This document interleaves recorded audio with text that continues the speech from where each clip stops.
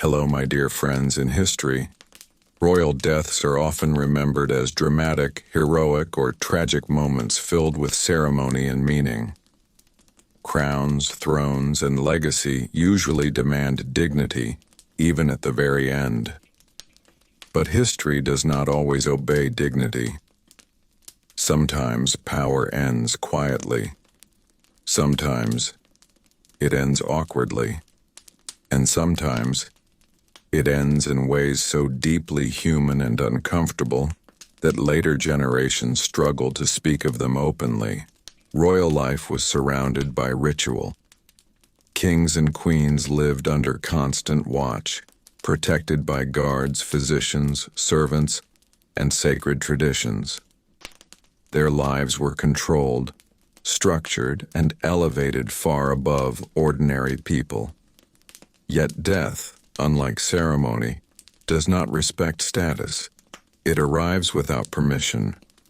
And when it does, it often exposes how fragile even the most powerful lives truly were.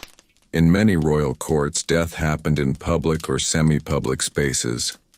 Servants were nearby. Physicians were summoned quickly. Records were written. Witnesses remembered details. Because of this, embarrassing deaths did not disappear into silence. They became whispers, then rumors, then history. Illness was one of the most common causes of royal death, but illness itself carried embarrassment. Medieval and early modern medicine lacked privacy. Symptoms were discussed openly. Bodily weakness was noted carefully. Kings who could not control their bodies were seen as failing their role. Vomiting, incontinence, confusion, and collapse were recorded without mercy by chroniclers whose loyalty was to truth, not comfort. Some rulers died while eating. Feasts symbolized power and abundance. To die choking, overindulging, or suffering sudden collapse at the table shattered that image. These deaths were especially uncomfortable because they occurred during moments meant to display control and authority. Food, which symbolized wealth, became the cause of helplessness. Others died in accidents that revealed poor judgment rather than fate. Falling from horses, slipping on steps, mishandling weapons, or ignoring medical advice were not heroic endings. They were mistakes. History remembers them quietly, but clearly. There were kings who died in private moments that no one expected to become historical record. Deaths during sleep, bathing, or moments of physical weakness challenged the carefully built image of royal perfection. These deaths reminded everyone that royalty still depended on fragile bodies. Sexual embarrassment surrounded some royal deaths as well. Rumors spread when deaths occurred shortly after intimate activity. Chroniclers softened language, but implication remained. Courts pretended not to notice, but memory persisted. Some rulers died because they refused to admit weakness. Pride delayed treatment. Fear of appearing weak overpowered survival instinct.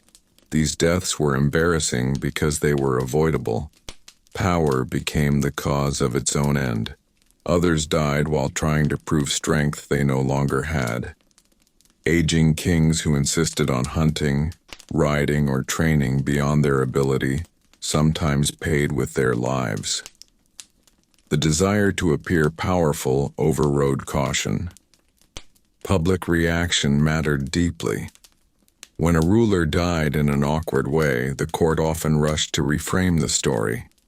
Details were softened, blame shifted, but whispers escaped. Servants talked, letters spread, embarrassment leaked into memory. Royal physicians were often blamed. Their failures became part of the embarrassment. Treatments involving bloodletting, purging, or strange remedies sometimes worsened conditions. When kings died under medical care, confidence in authority weakened. Death rituals attempted to restore dignity. Bodies were dressed carefully. Ceremonies emphasized legacy rather than circumstance. Yet memory does not disappear easily. The truth lingered beneath ritual. These deaths were not mocked openly during their time. Respect for monarchy remained strong. But later historians saw clearly. Power could not protect rulers from undignified endings. Embarrassing royal deaths matter because they reveal something quiet and important. Royalty was not divine, it was human. Beneath crowns and ceremony lived bodies that failed like any other. As history continues forward, we will move slowly through different centuries and courts, watching how power ended not with glory, but with uncomfortable reality. There is no rush.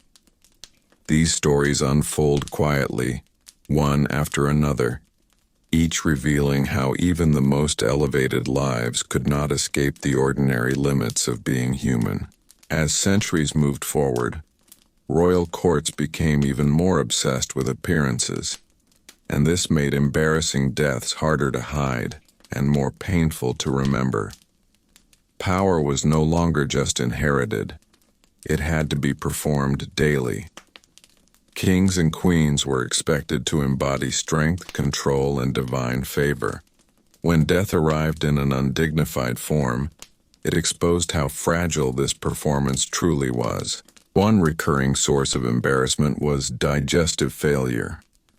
Royal diets were excessive, heavy, and poorly balanced. Rich meats, sugar, wine, and elaborate sauces were symbols of status. Physicians encouraged indulgence as a sign of vitality. Yet these diets strained bodies already weakened by stress and inbreeding. Sudden stomach collapse, intestinal blockage, or internal rupture ended several royal lives quietly and painfully. These deaths were awkward because they were slow, messy, and impossible to frame as noble sacrifice. In some cases, rulers died after days of visible suffering. Swollen bellies, fever, confusion, and loss of bodily control unfolded in front of servants and advisors.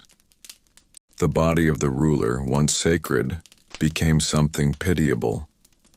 Chroniclers recorded these details because they mattered politically. A king who could not control his body raised doubts about his ability to control a kingdom. Another deeply uncomfortable category of royal death involved bathhouses and private chambers. Bathing was meant to be restorative, even luxurious. Yet slippery floors, sudden temperature changes, and weak hearts turned baths into fatal traps.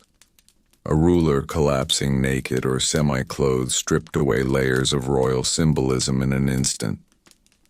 These deaths were difficult to narrate without discomfort, so later records often became vague, leaving silence where detail once existed. Royal hunting accidents were also common and deeply embarrassing. Hunting symbolized dominance over nature. Kings rode hard, carried weapons, and pushed their bodies to display vigor. Falls from horses, accidental spear wounds, or exhaustion-induced collapse during hunts exposed overconfidence. These were not acts of fate, they were misjudgments. Courts struggled to describe such deaths without implying foolishness.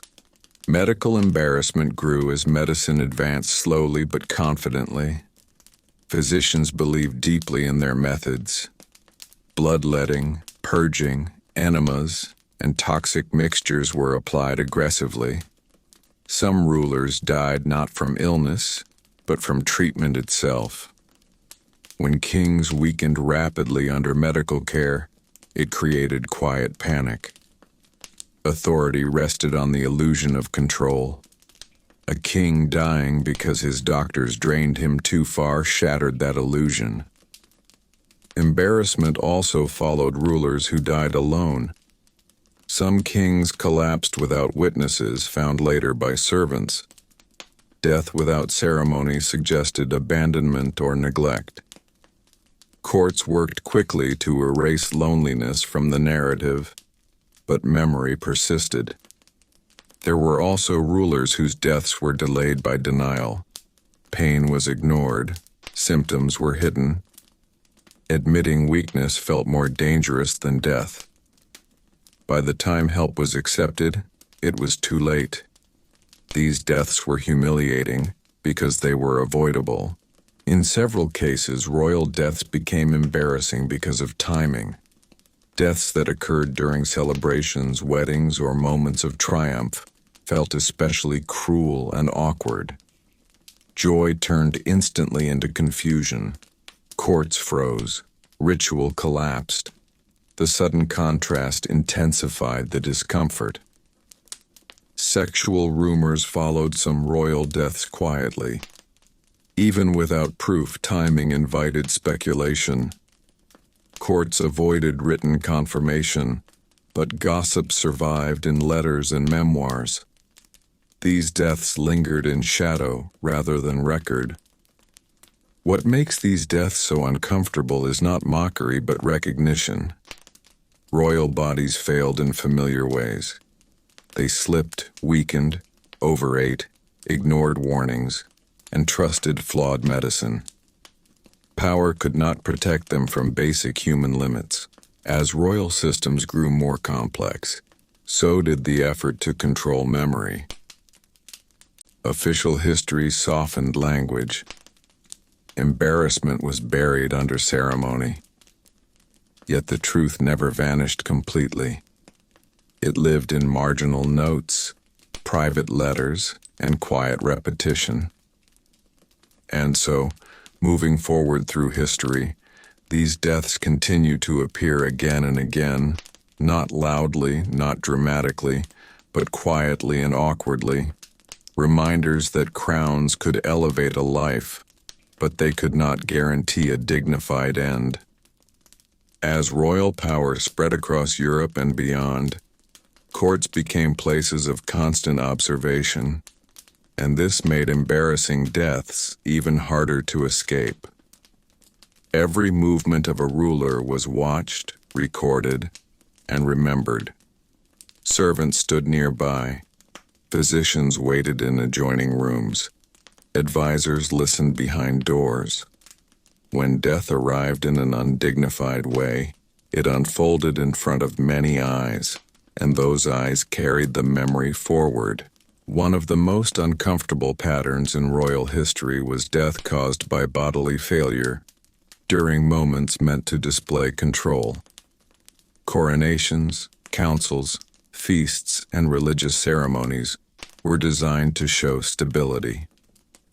When a ruler collapsed during such moments, the contrast was severe.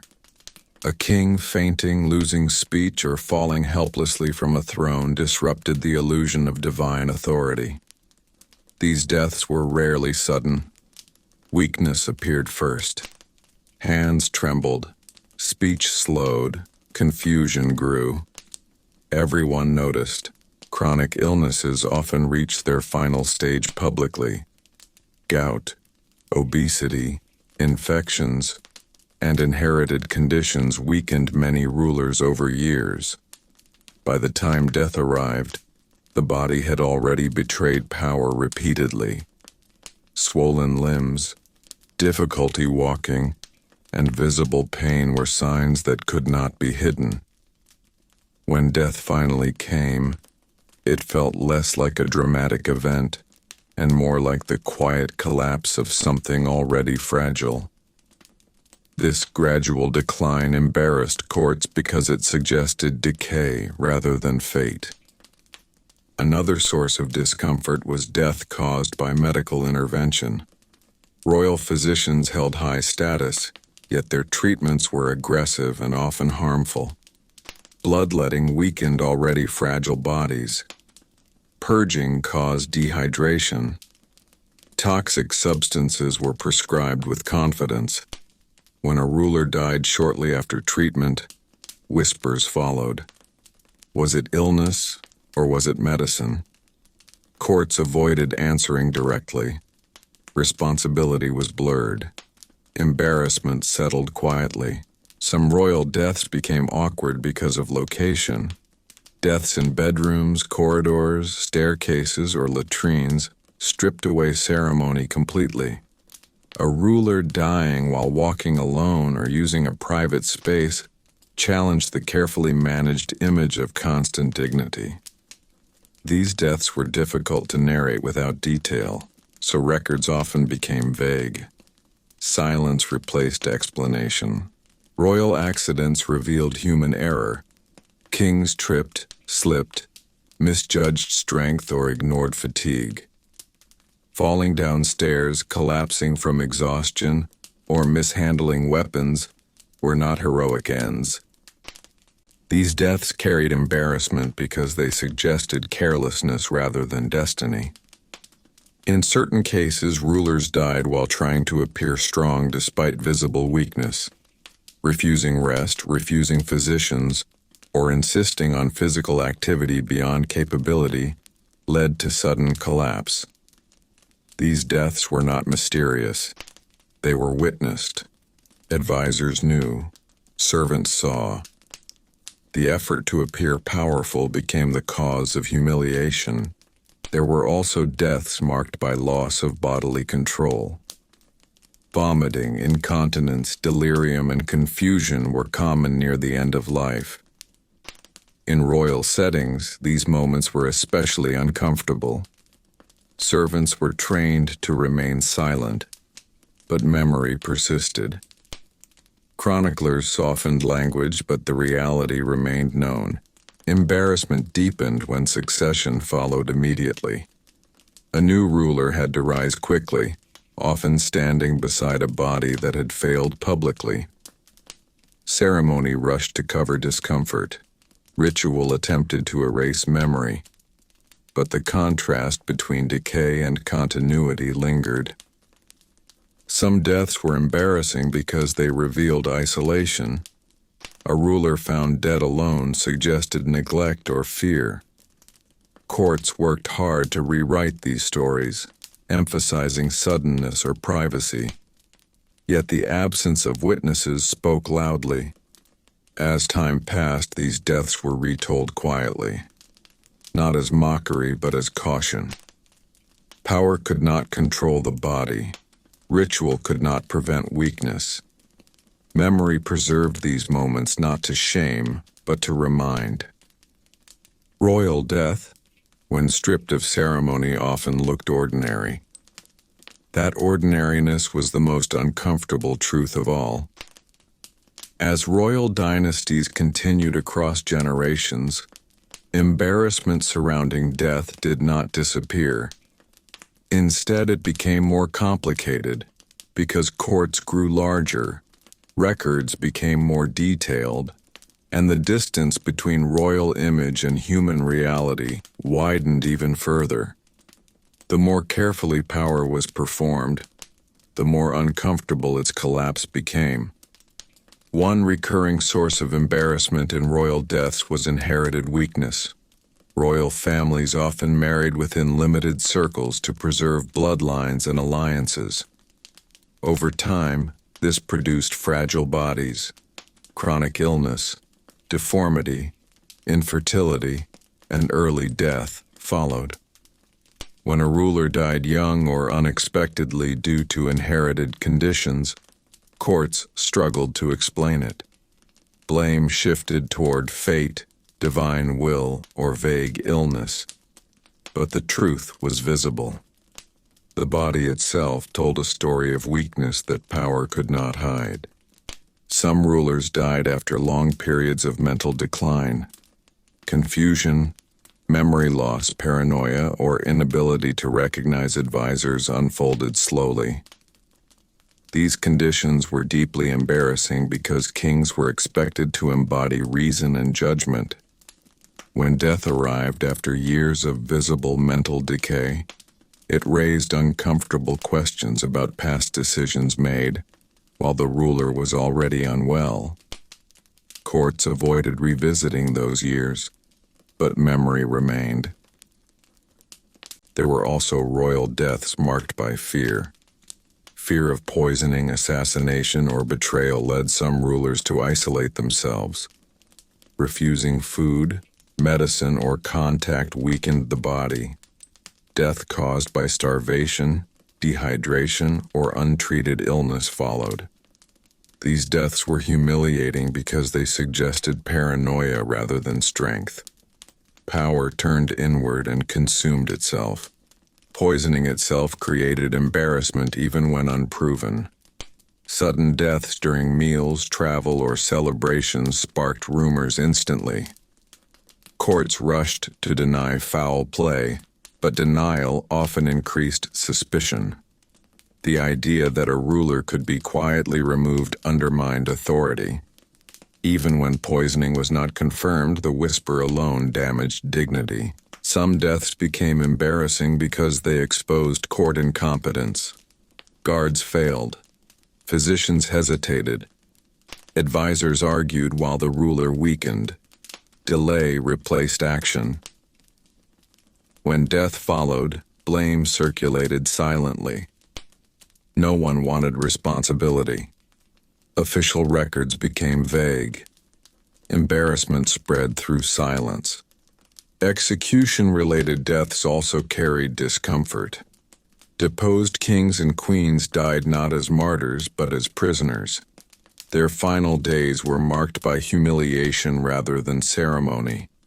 Even when executions were legally justified, they stripped royalty of the dignity that once defined them. Death became administrative rather than sacred. There were also rulers who died while traveling far from their capital. Dying in foreign lands or on the road disrupted ritual completely. Bodies had to be transported. Decomposition followed. Ceremony became delayed and awkward. Distance itself became part of the embarrassment. In some cases, death exposed secrets. Hidden illnesses, concealed injuries, or private habits surfaced only after death. Servants spoke. Physicians explained. What was once hidden entered record. Power lost control of narrative. Succession crises intensified embarrassment. When death was sudden and undignified, preparation failed. Competing claims emerged. Courts scrambled. Disorder followed. The manner of death shaped political instability long after burial. As centuries passed, historians looked back and saw a pattern repeated endlessly. The more powerful the ruler, the more effort went into hiding weakness. And the more effort invested in illusion, the more uncomfortable the truth became when death finally arrived. Royal deaths did not embarrass because they were ridiculous. They embarrassed because they were ordinary. Bodies failed, minds weakened, accidents happened, fear ruled decisions, and no crown could stop it. As royal history moved deeper into the early modern world, embarrassment surrounding death became even more visible because writing improved, witnesses increased, and private details were harder to erase. Courts kept diaries, diplomats sent letters, physicians recorded symptoms. Even when official chronicles tried to protect dignity, too many small records survived. Together they formed a quiet but persistent memory of how power often ended without grace. One particularly uncomfortable pattern involved royal deaths caused by refusal to rest. Kings and queens were expected to appear tireless. Fatigue was interpreted as weakness. Many rulers continued attending councils, traveling, hunting, or appearing in public while seriously ill. Collapse followed predictably. When death arrived shortly after public appearances, it exposed the effort to hide decline.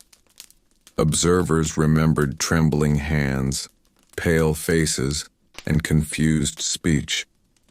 These details stayed alive in letters long after burial.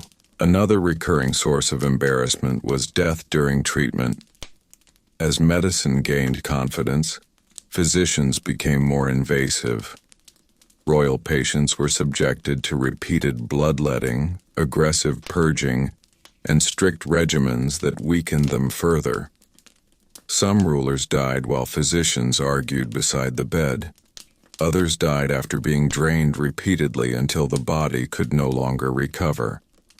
These deaths embarrassed courts because they suggested ignorance at the highest level of care. Royal beds themselves became sites of discomfort. Deaths in bed were common, but what surrounded them was often undignified. Sweating, gasping, delirium, and loss of bodily control occurred openly. Servants changed sheets repeatedly. Physicians whispered. Advisors waited anxiously. These moments shattered the illusion of sacred distance between ruler and subject.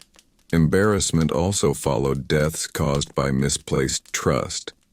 Some rulers relied on unqualified healers, astrologers, or religious figures instead of physicians. Treatments based on superstition or personal belief delayed proper care. When death followed, blame fell quietly on judgment rather than fate. Public reaction amplified embarrassment. When people sensed that death had been foolish or avoidable, respect weakened. Satirical comments circulated privately. Foreign courts took note. Political rivals used the manner of death to undermine legitimacy. Royal women faced unique embarrassment in death. Pregnancy-related complications, childbirth injuries, and postnatal illness ended many royal lives. These deaths were dangerous to discuss openly because they involved the female body. Courts minimized details, but everyone understood the cause. These deaths exposed the cost of dynastic expectation. Some rulers died shortly after major victories or public celebrations. The contrast between triumph and collapse created confusion and discomfort. Ceremony turned into chaos. The narrative shifted abruptly from glory to weakness. There were also deaths marked by delay. Illness lingered. Recovery was announced prematurely. Hope was staged. Then death arrived anyway. These drawn-out endings embarrassed courts because they revealed indecision and denial. As governments became more bureaucratic, death paperwork increased. Time of death, witnesses, cause, and sequence were documented. Even vague language could not fully erase reality. The body's failure entered record permanently. Over time, historians noticed that the most embarrassing royal deaths were not scandalous because of humor, but because they stripped away myth. They showed rulers waiting, suffering, misjudging, and failing quietly like everyone else. Power promised control, death refused it. As monarchies expanded and ceremonial power reached new heights, embarrassment surrounding royal deaths often came not from the act of dying itself, but from what death revealed about daily royal life. Behind layers of ritual, luxury, and command existed routines filled with pressure, indulgence, isolation, and fear. When death arrived suddenly or awkwardly, these hidden realities surfaced all at once. One recurring and deeply uncomfortable pattern involved overeating and excess. Royal kitchens produced enormous meals meant to display abundance. Eating was political. Refusing food insulted hosts. Portion control was rare. Over time, obesity, digestive collapse, and internal failure became common among rulers. Deaths caused by strokes, ruptures, or sudden collapse after feasts were particularly embarrassing because they directly contradicted the image of disciplined authority. Courts attempted to frame such deaths as sudden illness, but eyewitnesses remembered the context clearly. Another source of embarrassment came from inactivity and confinement. While common people labored constantly, many rulers spent long hours seated, carried, or surrounded by attendants. Movement was limited. Exercise was ceremonial rather than practical. Muscles weakened, hearts strained. Sudden death following minimal exertion exposed how fragile royal bodies had become under constant protection. Royal isolation also played a role. Surrounded by attendants yet emotionally distant, some rulers ignored symptoms out of habit. Servants feared speaking openly. Advisors avoided bad news. Illness advanced quietly. When death finally arrived, it revealed how silence had replaced care. This embarrassed courts because it suggested failure of loyalty and honesty. Accidental poisonings added further discomfort. Some deaths occurred after consuming spoiled food, contaminated wine, or poorly prepared medicine. These incidents were not assassination, but negligence. Courts preferred rumors of enemies over admission of carelessness. Embarrassment followed because safety within royal households was assumed, not questioned. Royal deaths also became awkward when timing disrupted diplomacy. A ruler dying during negotiations, visits, or marriages left foreign guests present. Witnesses from other courts carried stories home. These deaths escaped local control and entered international memory, making embarrassment impossible to contain. Clothing and appearance at death mattered greatly.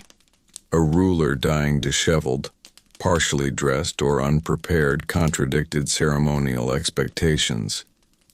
Efforts to quickly arrange the body before announcement revealed panic. Servants moved fast. Doors closed. Time stretched. Memory recorded haste. Some deaths embarrassed because they revealed dependence. Rulers unable to breathe, stand, or speak without assistance undermined the myth of command. Witnesses saw fear replace authority.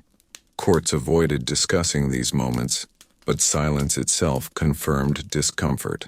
As royal bureaucracy grew, death protocols became stricter, but this did not remove embarrassment.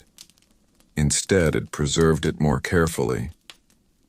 Reports softened language, but sequence remained clear. Decline could not be erased.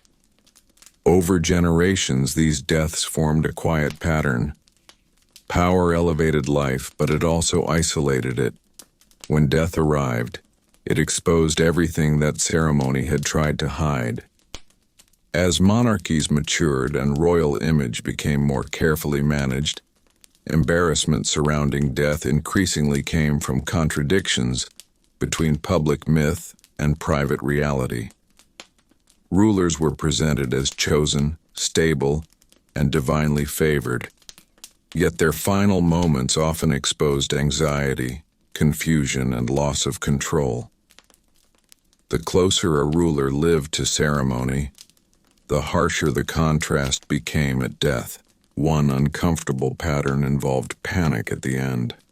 Some rulers, after years of confidence and command, reacted to approaching death with fear that surprised those around them. Physicians recorded agitation, sleeplessness, repeated questioning, and desperate attempts to delay the inevitable. These reactions embarrassed courts because they undermined the image of calm authority.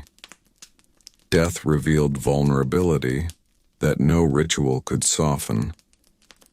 Another source of embarrassment came from last-minute reversals. Rulers who had dismissed illness suddenly demanded help.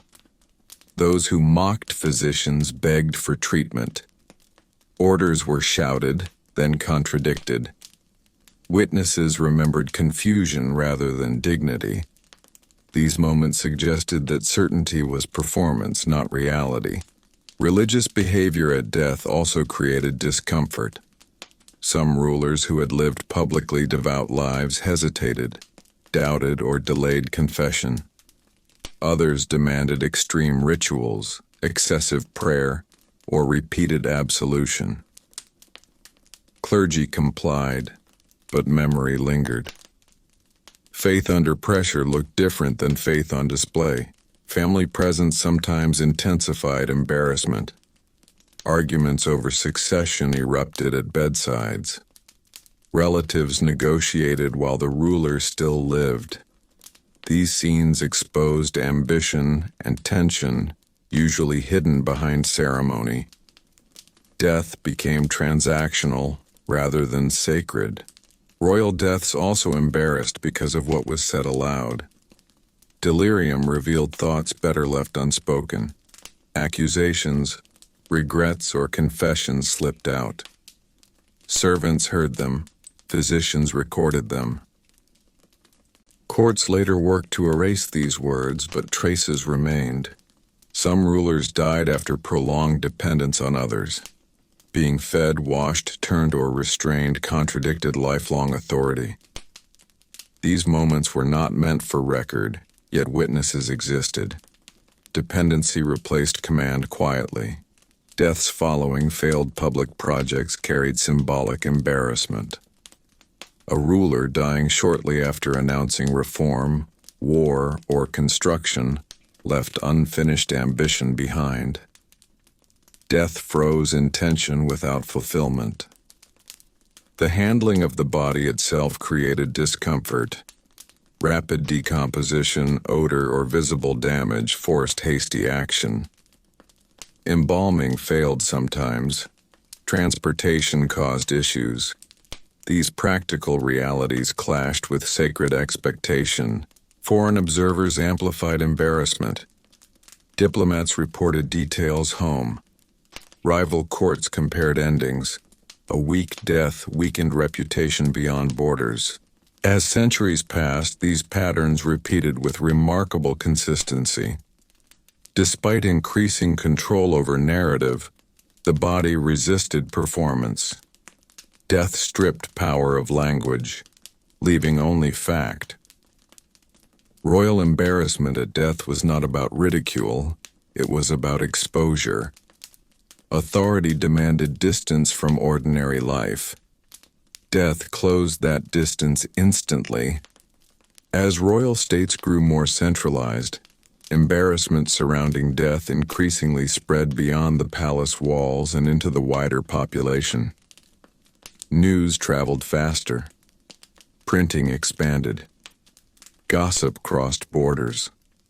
Deaths that once could be softened within court circles now reached towns, churches, and foreign courts with disturbing clarity. The loss of control over information became its own source of humiliation. One recurring pattern involved contradictory official announcements. Courts often released statements declaring a ruler strong and recovering, only for death to follow days or even hours later. These reversals damaged credibility. Subjects noticed the mismatch between promise and reality. Foreign ambassadors reported confusion. The sudden shift from reassurance to mourning exposed denial at the highest levels. Public rituals sometimes failed under pressure. Bells rang too early or too late. Mourning clothes were unprepared. Processions hesitated. These visible disruptions betrayed panic behind the scenes. Ceremony, meant to impose order, instead revealed disorder. Some royal deaths became embarrassing because succession planning collapsed at the moment it mattered most. Documents were unsigned. Instructions were unclear. Rival heirs acted prematurely. When death followed confusion, it suggested negligence rather than fate. Authority appeared careless in its final responsibility. Deaths during travel intensified humiliation. Rulers who died far from capitals left courts scrambling to manage logistics. Bodies were delayed. Decomposition progressed. Embalming failed. Transport accidents occurred. Each practical difficulty contradicted the myth of absolute control. Royal deaths also embarrassed because they exposed dependence on servants. Servants carried messages, cleaned bodies, restrained panic, and managed chaos. Their proximity to the truth ensured that details survived beyond official record. Silence could not be enforced forever. In some cases, deaths embarrassed because they occurred without witnesses of rank. A ruler dying attended only by minor servants or guards suggested abandonment or fear. Courts later inserted names into records to imply presence, but memory contradicted this. Financial realities surfaced too. Death expenses revealed debt. Funeral costs strained treasuries. Lavish ceremonies hid economic weakness poorly. Subjects noticed. Embarrassment extended beyond the body to the state itself. Royal death sometimes coincided with public disaster. Plague, famine, or unrest followed closely. The timing felt symbolic. Death appeared as confirmation of failing rule. Courts tried to separate events, but public perception merged them. As record-keeping improved, historians gained access to layers of contradiction. Official narratives clashed with private letters. Embarrassment lived in these gaps. Royal deaths did not humiliate because of spectacle alone. They humiliated because they revealed how fragile authority became when stripped of routine and rehearsal. Death allowed no rehearsal. As monarchies entered later centuries, embarrassment surrounding royal deaths increasingly centered on how desperately courts tried to control memory, and how often those efforts failed. The more power depended on image, the more dangerous and undignified death became. History shows that embarrassment was not only in the manner of death, but in the struggle afterward to explain it away. One persistent pattern involved rewriting causes of death. Courts frequently replaced specific explanations with vague language such as sudden illness or natural causes. These phrases were meant to close questions, not answer them. Yet witnesses knew more. Physicians had records. Servants had seen decline. The gap between official statements and lived reality created lasting discomfort. Royal deaths that followed long periods of denial were especially awkward. Some rulers had been visibly unwell for months or years, yet official communications continued to describe them as active and capable. When death finally occurred, the fiction collapsed. Subjects recognized the deception. Trust weakened quietly. Another source of embarrassment was mismanaged final appearances. Some rulers were displayed publicly when they should have been resting. Pale faces, trembling limbs, and confused speech were witnessed directly. These images lingered in memory. Death soon after confirmed what people had already seen. Royal funerals themselves sometimes deepened humiliation. Processions stalled. Coffins broke. Horses panicked. Weather interfered. These physical disruptions undermined carefully staged dignity. A ruler's final performance could not be fully controlled. There were also deaths made uncomfortable by timing with political failure. Losing wars, unpopular policies, or economic collapse close to death framed the ruler's end as symbolic failure. Death appeared not just human, but deserved in public imagination. Courts fought this interpretation unsuccessfully. In some cases, embarrassment followed because no one knew what the ruler wanted. Conflicting instructions surfaced. Different versions of last words circulated. Each version served different interests. The lack of clarity exposed internal division. Royal deaths also embarrassed because of visible fear of legacy. Some rulers obsessed over how they would be remembered. They demanded control over burial, monuments, and wording. This anxiety itself became part of record, revealing insecurity rather than confidence. As literacy expanded, pamphlets, letters, and unofficial accounts spread widely. Embarrassing details escaped containment. Once printed, they could not be recalled. Royal authority struggled against paper. Over time, historians pieced together these fragments. Embarrassment survived not as mockery, but as quiet contradiction between power and reality. Royal deaths remind us that authority depends on performance, and death ends performance instantly. What remains is the body, the witnesses, and memory. As royal history stretched into its later chapters, embarrassment surrounding death increasingly revealed itself through contrast. The contrast between preparation and reality, between expectation and outcome, between how a ruler wished to be remembered and how events actually unfolded. These contrasts were not sudden. They formed slowly, over years of ceremony, habit, and belief, and then collapsed quietly at the end. Many rulers spent enormous effort planning their legacy.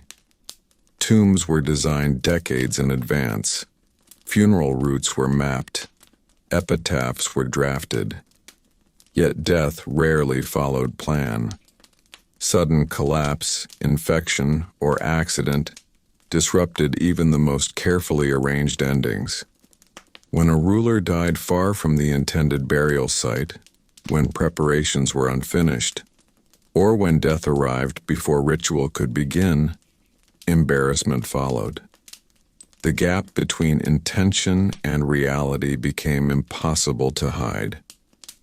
Another recurring pattern involved royal fear of bodily decline. As medicine advanced, rulers became more aware of symptoms, yet also more anxious about acknowledging them.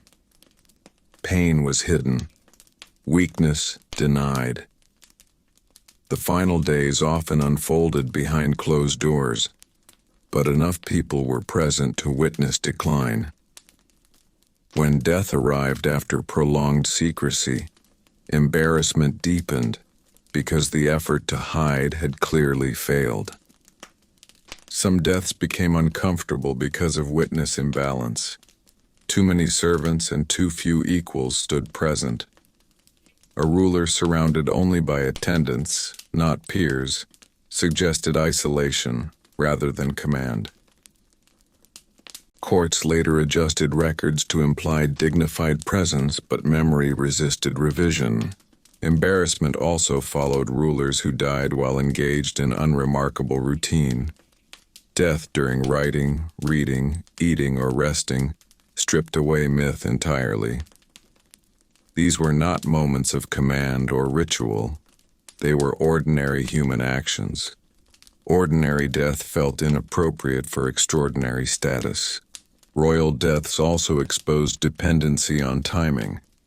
A ruler dying just before signing a treaty, issuing reform, or completing succession arrangements created uncertainty. That uncertainty reflected backward onto the death itself, making it appear careless or incomplete. In several cases, embarrassment stemmed from delayed discovery. A ruler found dead hours after passing raised questions. Why was no one present? Why was attention lacking? Courts struggled to answer without revealing neglect. Public reaction hardened these impressions. Silence bred speculation. Vague announcements invited rumor. The longer explanation was delayed, the deeper embarrassment settled. Historians later noted that the most embarrassing deaths were not scandalous in nature. They were disappointing. They failed to meet expectation. Royal death was meant to be symbolic. Instead, it became administrative, hurried, and imperfect. As monarchies declined or transformed, these deaths gained new meaning. They appeared not as tragic exceptions, but as evidence that power had always rested on fragile foundations. Royal death, when viewed across centuries, consistently returned to the same truth. No matter how elevated the life, the end was governed by the body, by chance, and by human limitation. Embarrassment arose because power promised more than nature could deliver. As royal systems aged and traditions thickened, embarrassment around death increasingly came from comparison. Each new royal death was measured against the carefully polished deaths of predecessors. When a ruler's end failed to match expectation, the contrast itself became uncomfortable. History remembers these moments not because they were loud, but because they quietly broke the pattern that royalty tried so hard to preserve. One repeated source of discomfort involved silence at the moment of death. Some rulers died without final words, blessings, or instructions. Courts expected meaning in last speech. When there was none, attendants filled the gap with invention. Different versions circulated. None felt complete. The absence of meaning unsettled those left behind. Another embarrassing pattern appeared when rulers died during transition. Not fully king, not yet memory. Regents waited. Councils hesitated. Authority paused. Death created a moment where power had no clear holder. That pause exposed fragility within the system. Royal deaths were also uncomfortable when they revealed emotional dependence. Some rulers clung desperately to specific individuals at the end. Favorites, servants, or companions replaced. Advisors and family. Courts noticed. These choices raised questions about loyalty and judgment. Records softened the truth, but presence spoke loudly. There were deaths that embarrassed because of misplaced confidence. Rulers who dismissed warnings, ignored pain, or laughed at danger left behind a narrative of arrogance. When death followed soon after, it framed authority as foolish rather than strong. Embarrassment also followed deaths that disrupted routine so completely that daily governance halted. Missed meetings, unsent orders, and delayed decisions created immediate disorder. Death felt less like transition and more like interruption. Some rulers died in ways that exposed fear of being forgotten. They demanded monuments, prayers, and remembrance repeatedly.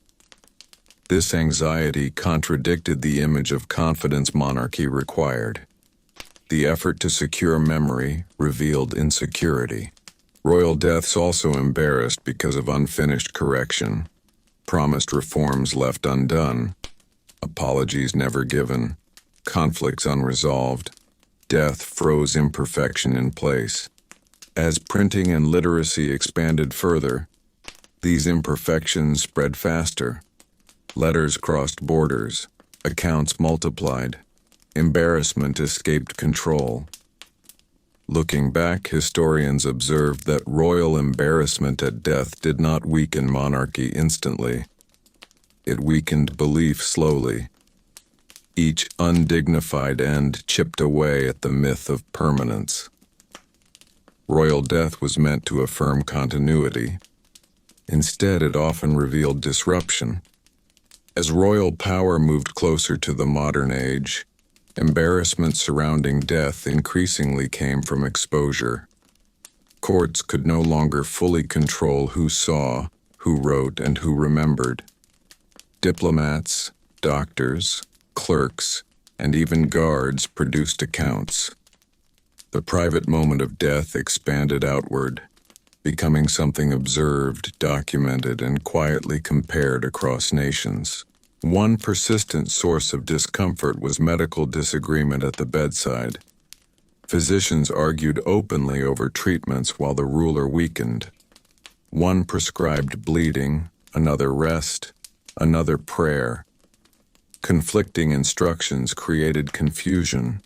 Servants hesitated. Delay followed. When death arrived, it exposed uncertainty rather than authority. Courts attempted to present unity afterward, but witnesses remembered conflict. Royal deaths also embarrassed because of visible fear of pain. Some rulers demanded constant reassurance. Others begged for relief.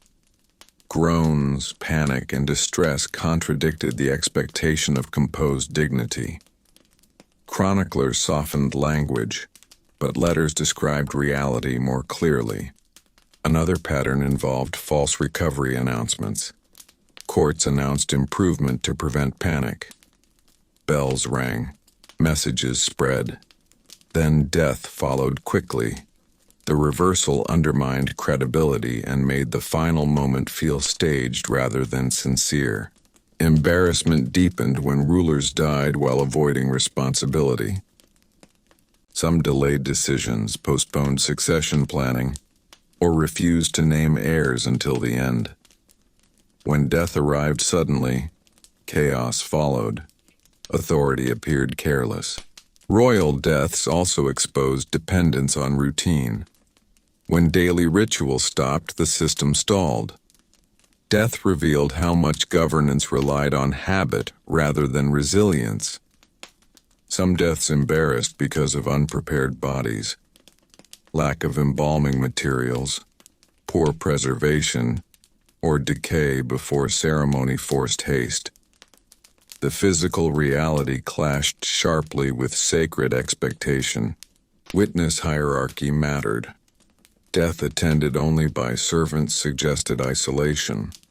Death attended by rivals suggested vulnerability. Either case unsettled court narrative. As public memory grew stronger, embarrassment lasted longer. Official histories could not erase private accounts. The truth lingered in comparison. Royal death increasingly appeared not as divine transition, but as administrative failure, medical uncertainty, and human fear. As royal traditions entered their later phases, embarrassment surrounding death increasingly came from how ordinary the end appeared when compared to the extraordinary life that preceded it. Monarchs who had commanded armies, shaped borders, and ruled for decades often met death in quiet, unimpressive circumstances that resisted symbolism. This ordinariness unsettled courts far more than violence or drama ever could. One recurring source of discomfort was death through slow neglect. Symptoms appeared early, yet no decisive action followed.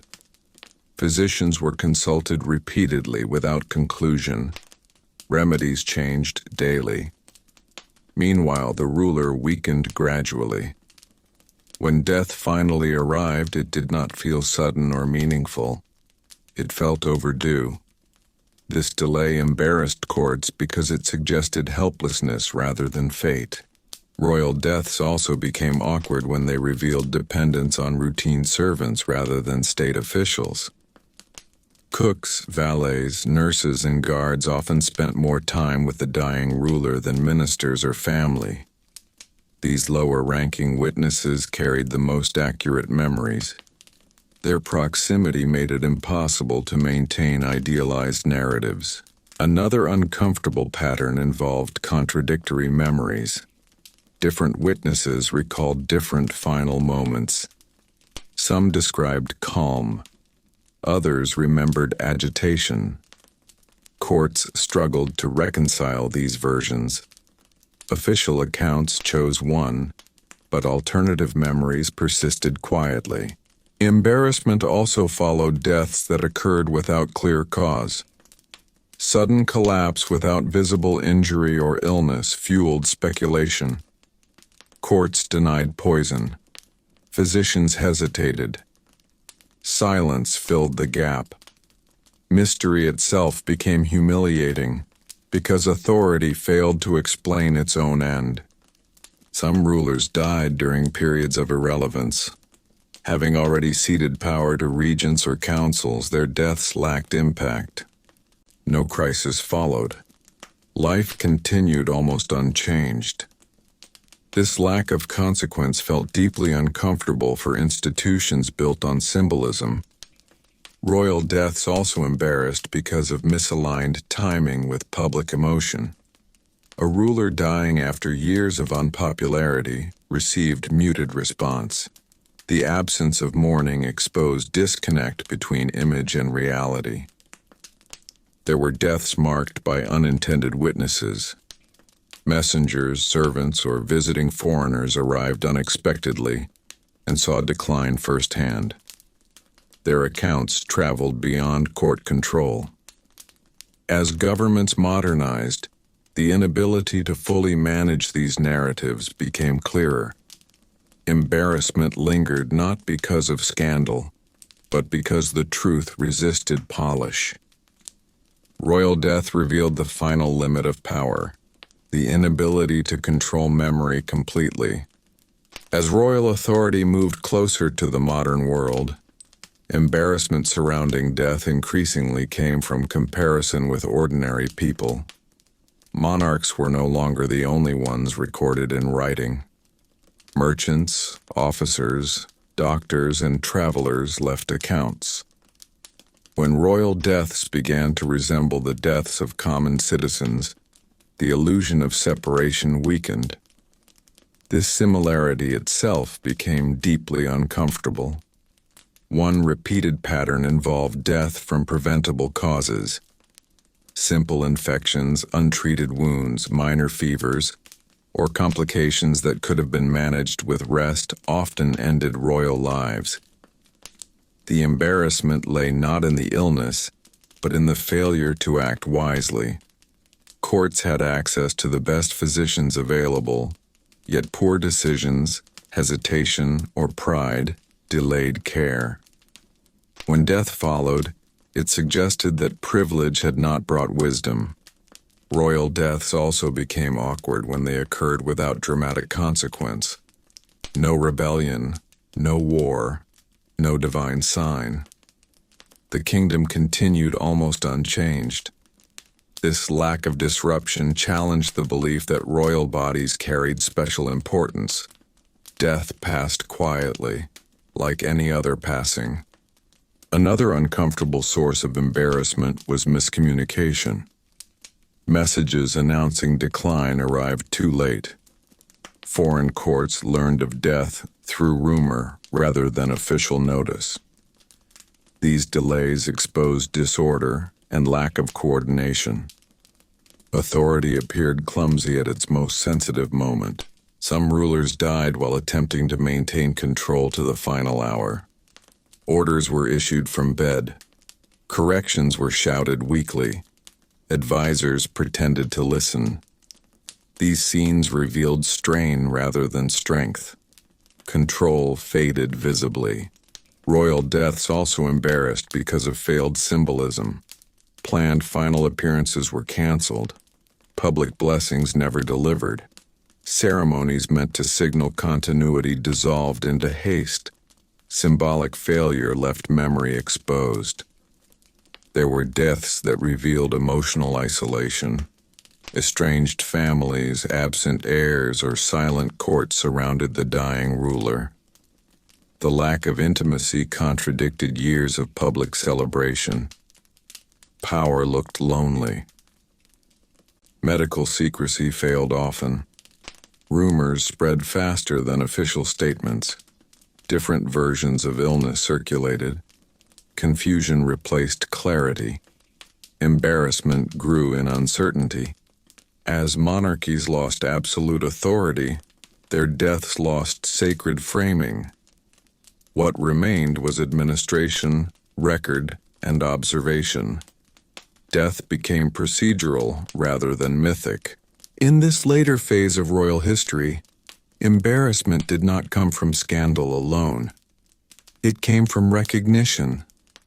Recognition that royal death had become ordinary, visible, and human in ways power could no longer hide. As royal power approached its final centuries of unquestioned authority, embarrassment surrounding death increasingly came from the collapse of illusion at the very last moment. Monarchies had spent generations perfecting symbols of permanence. Crowns, thrones, uniforms, titles, and ceremonies were designed to suggest that royalty existed above time itself. Yet death arrived without regard for preparation, and when it did, it often revealed how thin the barrier truly was between ruler and subject. One recurring pattern involved death following prolonged performance. Many rulers continued appearing in public long after their bodies had begun to fail. Pain was masked. Weakness was hidden beneath costume and ritual. By the time death arrived, witnesses had already seen cracks. Pale faces, trembling hands, shortened breath, and confused pauses had been noticed. Death did not shock. It confirmed what everyone had already seen. This confirmation embarrassed courts because it proved that concealment had failed. Another deeply uncomfortable pattern was death surrounded by contradiction. Official announcements described calm decline, while private letters described chaos. Physicians recorded confidence, while servants remembered panic. The existence of parallel truths created lasting unease. Authority fractured into versions, none fully believable. Royal deaths also embarrassed because of failed timing. Some rulers died moments before key announcements, treaties, or reforms. Others died immediately after unpopular decisions, linking their end symbolically to failure. The timing appeared meaningful even when it was not, and public interpretation mattered more than intention. There were deaths that exposed court exhaustion. Advisors who had long carried the burden of governance quietly welcomed the end of a reign. Their relief was visible. This emotional reaction contradicted expected mourning. Silence felt more honest than grief. Embarrassment followed because absence of sorrow spoke loudly. Royal women continued to face particular discomfort in death. Deaths related to childbirth, long-term illness, or exhaustion from repeated pregnancies were handled delicately, yet everyone understood the cost. These deaths revealed the physical toll of dynastic expectation. Courts softened language, but memory remained clear. Some deaths embarrassed because they revealed failure of succession theater. Heirs were unprepared, absent, or disputed. Death arrived before performance could be rehearsed. Confusion followed. Authority appeared fragile rather than seamless. Royal deaths also embarrassed when they occurred without witnesses capable of narrative control. When servants, guards, or minor officials were the only ones present, the truth traveled quickly and freely. These accounts resisted correction. There were deaths marked by silence rather than speech. No final command, no farewell. Just absence.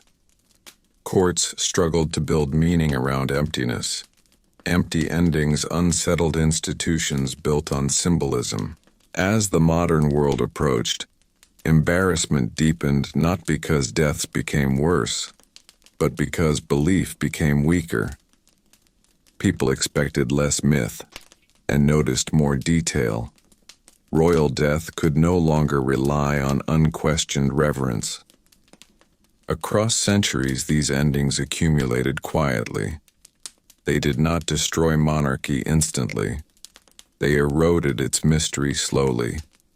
Each undignified death weakened the distance between ruler and ruled. Royal death in its most embarrassing form revealed the simplest truth of all. Power could command nations, but it could not command the moment of its own ending. As royal authority continued into eras of newspapers, public debate, and expanding education, embarrassment surrounding death increasingly came from visibility. What had once been contained within palace walls now leaked outward almost instantly. Rumor traveled faster than official proclamation. Eyewitness detail reached audiences who no longer accepted ceremony as explanation. The gap between what courts announced and what people believed widened quietly but permanently.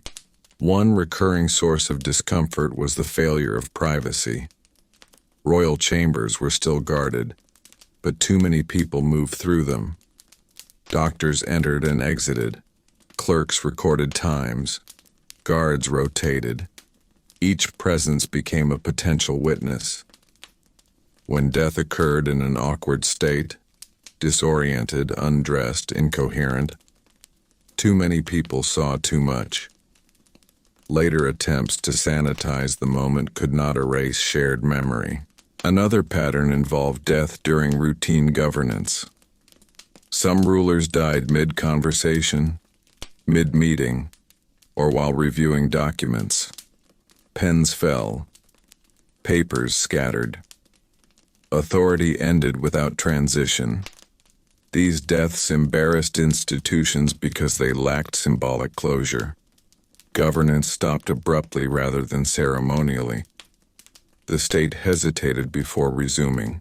Royal deaths also became uncomfortable when they exposed contradictions in health narratives.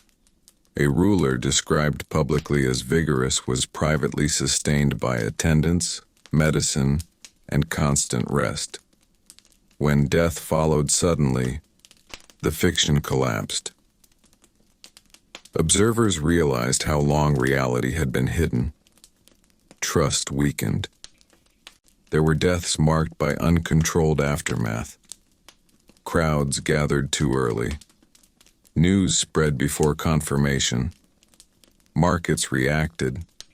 Political factions moved. The body had not even been prepared when consequences began. Embarrassment followed because authority appeared reactive rather than commanding. Some deaths embarrassed because of visible fear of public reaction. Courts delayed announcements fearing unrest or ridicule. Silence created speculation. Speculation created rumor. Rumor filled the space left by hesitation. Royal deaths also exposed institutional fatigue. Long reigns ended quietly, without emotional response. Officials continued work almost immediately. The absence of pause contradicted centuries of reverence. Death felt administrative. Medical records intensified discomfort. As documentation improved, symptoms, treatments, and failures entered archive. Historians later read what courts had hoped would fade. Embarrassment became permanent through record. There were deaths that highlighted irrelevance. Rulers who had already lost influence died with little reaction. Ceremony felt forced. Memory was thin. Authority appeared hollow. As monarchies shifted from sacred symbols to constitutional roles, their deaths shifted too. The mystique thinned. What remained was process, paperwork, and human limitation. Embarrassing royal deaths viewed together reveal a gradual transformation. Death stripped power of performance and left behind routine, exposure, and record. The crown remained visible. The illusion did not. As royal institutions moved fully into the modern historical record, embarrassment surrounding death increasingly came from comparison across time. Later generations looked back, not with fear or reverence, but with curiosity. When older royal deaths were placed side by side, patterns became impossible to ignore. Power failed in similar ways again and again, and this repetition itself became uncomfortable. One recurring source of embarrassment was predictability. Many royal deaths followed paths already seen in earlier generations. The same illnesses returned. The same refusals of rest occurred. The same medical mistakes repeated. Courts spoke of uniqueness, yet history showed familiarity. The idea that royalty learned nothing from its past weakened the image of wisdom tied to power. Royal deaths also became awkward when personal habits surfaced clearly. Excessive eating, drinking, inactivity, or reliance on favorites appeared consistently in records. These habits, once hidden behind ceremony, became visible through medical notes and private correspondence. Death exposed lifestyle more than fate. Another uncomfortable pattern involved emotional immaturity at the end of life. Some rulers reacted to death with denial, anger, or bargaining. These reactions were deeply human, but deeply undignified by royal standards. Authority was expected to face death calmly. Instead, fear often replaced command. Embarrassment also followed deaths that revealed dependency on myth rather than preparation. Some rulers believed position alone would protect them. They ignored advice. They delayed succession planning. They trusted ritual over reality. Death exposed this reliance harshly. There were deaths that embarrassed because they revealed how little changed after.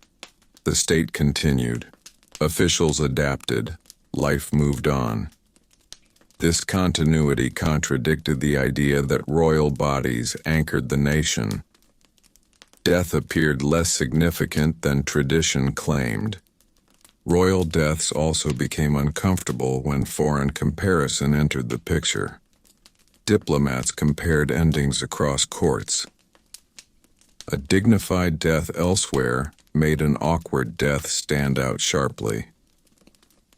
Reputation crossed borders. As archives expanded, historians gained access to bedside notes, letters, and diaries. These documents preserved uncertainty, confusion, and contradiction. Embarrassment survived not as rumor, but as evidence. Some deaths embarrassed because they showed lack of courage in final decisions. Heirs were not named. Conflicts were not resolved. Responsibility was deferred until it vanished. Death froze indecision permanently. Royal embarrassment deepened as belief in divine right faded. Without sacred framing, death became purely human. The crown no longer softened the fall. Across centuries, the most embarrassing royal deaths shared one feature. They reminded everyone that power magnified weakness rather than eliminating it. The higher the position, the more visible the collapse. As the long record of monarchy unfolded, embarrassment surrounding royal death increasingly came from what death exposed about truth and performance. Royal life depended on rehearsal. Every gesture, appearance, and announcement was practiced, refined, and controlled. Death could not be rehearsed. When it arrived, it revealed the difference between what had been carefully staged and what had always been real beneath the surface. One recurring source of discomfort involved the final days becoming visible as routine rather than ceremony. Meals were skipped. Sleep was interrupted. Medicine was administered repeatedly without effect. The ruler's day began to resemble that of any frail patient rather than a sovereign. This shift embarrassed courts because it stripped away the last layers of distinction. The crown remained, but the body no longer responded to command. Royal deaths also became awkward when they revealed how much depended on illusion. Advisors spoke confidently in public while privately preparing for succession. Orders continued to be issued even when the ruler could no longer fully understand them. This pretense, once exposed by death, revealed governance as performance sustained beyond its natural end. Another pattern of embarrassment came from contradictory loyalty at the bedside. Some courtiers remained devoted until the final moment. Others drifted away quietly, aligning themselves with the next ruler. These movements were noticed. Absence spoke as loudly as presence. Death revealed where loyalty truly rested. Medical presence intensified exposure. Physicians recorded pulse, breath, fever, and failure with growing precision. These notes preserved weakness in detail. What courts once hoped would fade became permanent through documentation. Embarrassment deepened with accuracy. Some royal deaths embarrassed because they exposed fear of irrelevance. Rulers asked repeatedly whether they were still needed, whether orders were still followed. These questions revealed insecurity. Authority sought reassurance at the moment it was slipping away. Royal deaths also highlighted the collapse of control over space. Private chambers filled with people. Doors opened and closed constantly. Messages crossed paths. Quiet vanished. The ruler became an object of observation rather than command. This reversal unsettled institutions built on distance. There were deaths marked by over-prepared ceremony, excessive mourning instructions, repeated corrections to burial plans, and constant revisions suggested anxiety rather than confidence. The effort to control memory became visible desperation. Public reaction shaped embarrassment further. When subjects reacted with curiosity rather than grief, courts noticed. Silence replaced mourning. Routine resumed. The absence of emotional response contradicted expectations. As monarchies modernized, embarrassment around death shifted from scandal to symbolism. Death no longer challenged belief in divine right. It challenged belief in relevance. A ruler dying without impact suggested that the crown itself had become secondary. Across generations, these moments accumulated quietly. Each exposed ending added another layer to the understanding that royal power relied on continuity more than individual bodies.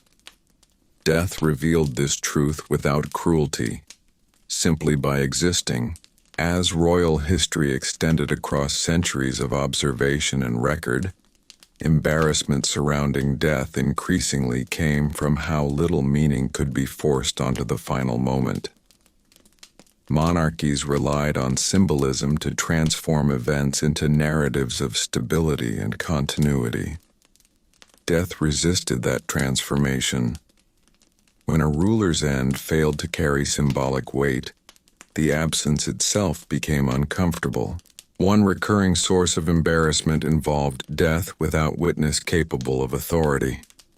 Some rulers passed away attended only by minor officials, servants, or medical staff. No high-ranking noble stood close enough to shape the moment. Later attempts to reconstruct presence felt artificial. Memory knew the truth. Authority had not been there.